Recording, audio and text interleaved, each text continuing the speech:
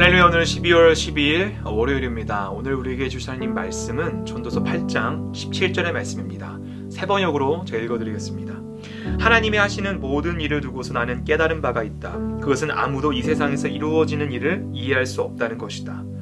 그 뜻을 찾아보려고 아무리 애를 써도 사람은 그 뜻을 찾지 못한다. 혹 지혜 있는 사람이 안다고 주장할지 모르지만 그 사람도 정말 그 뜻을 알 수는 없는 것이다. 아멘.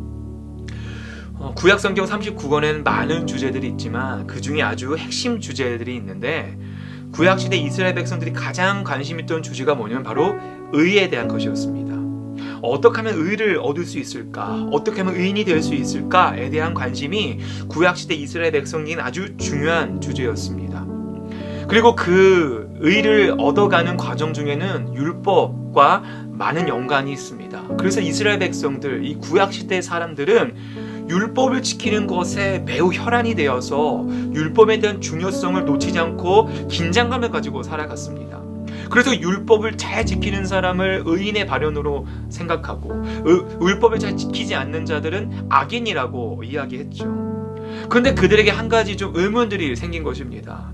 아니, 나는 이렇게 율법을 잘 지키고 하나님을 잘 섬기려고 노력하는 의인처럼 살고 싶은 사람인데 왜 나에겐 자꾸 이런 고난이 벌어지고 나에겐 문제들이 자꾸 생기고, 이상하게 저 율법을 지키지 않는 악인들, 죄인들은 왜 자꾸 승승장구하는 것만 같을까?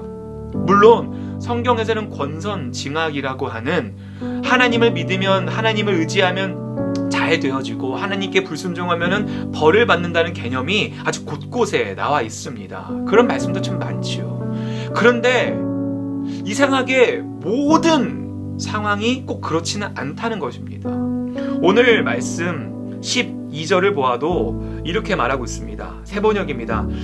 악한 사람이 100번 죄를 지어도 그는 여전히 살아있다. 사람들은 말한다.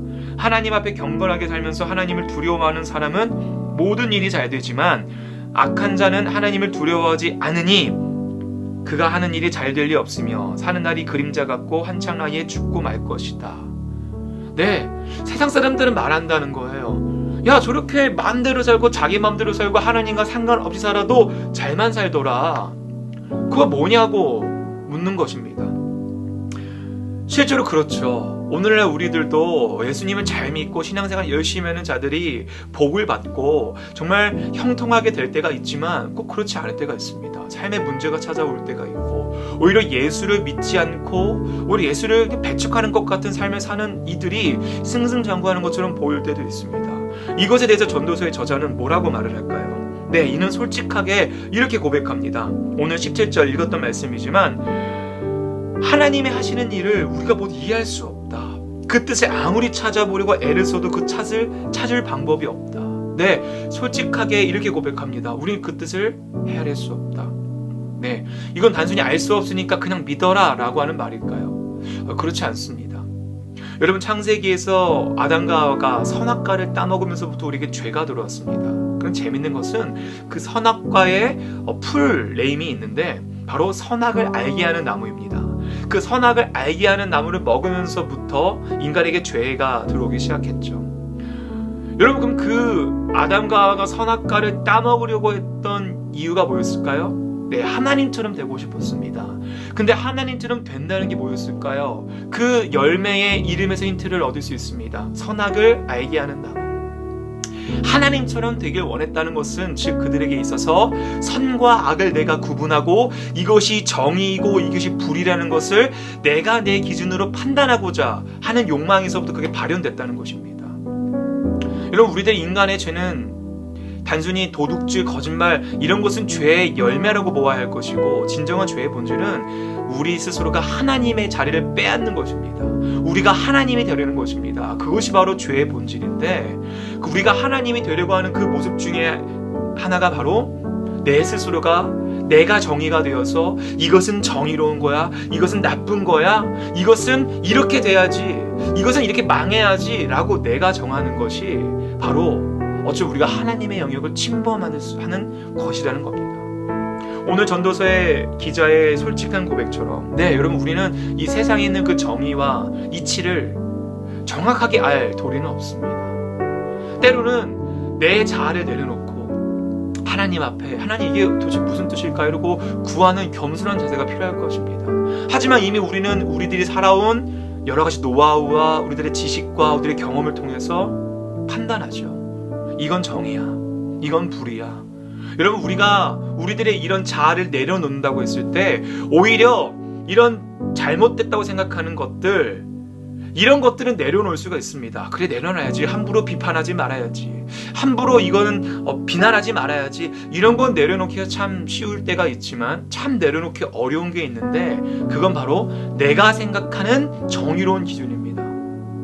내가 생각하는 불의의 기준은 내려놓을 수 있습니다. 쉽지 않지만. 그러나 더 어려운 것은 뭐냐면 내가 생각했을 때 정의로운 것, 좋은 것, 그것들은 우리가 내려놓아야 한다는 생각조차 못할 때가 있다는 것이지요.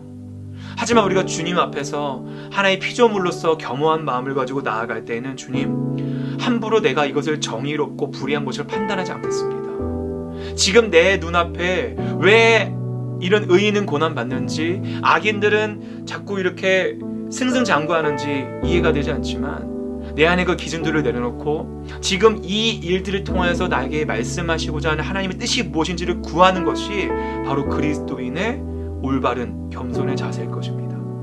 사랑하는 성도 여러분, 오늘을 살아가시면서 우리가 주님 앞에 주님, 내가 죽었습니다, 나의 자아를 내려놓습니다 라고 고백하는 것은 단순히 내가 누군가를 비난하지 않고 비판하지 않고 함부로 판단하지 않겠습니다 라는 것, 그것보다 조금 더 세밀하게 나의 옳은 기준과 나의 잘못된 기준, 이 모든 것을 주님 앞에 다 내려놓고 주님의 뜻과 주님의 계획을 구하는 자세가 바로 우리에게 필요할 것입니다. 오늘을 살아가시면서 주님께 겸손하게 주님의 뜻을 구하며 살아가는 저와 여러분 되시길 주님의 이름으로 축복합니다. 기도하겠습니다. 하늘에 계신 우리 아버지여, 이름이 거룩히 여김을 받으시오며 나라가 임하시오며 뜻이 하늘에서 이루어진 것 같이 땅에서도 이루어지이다.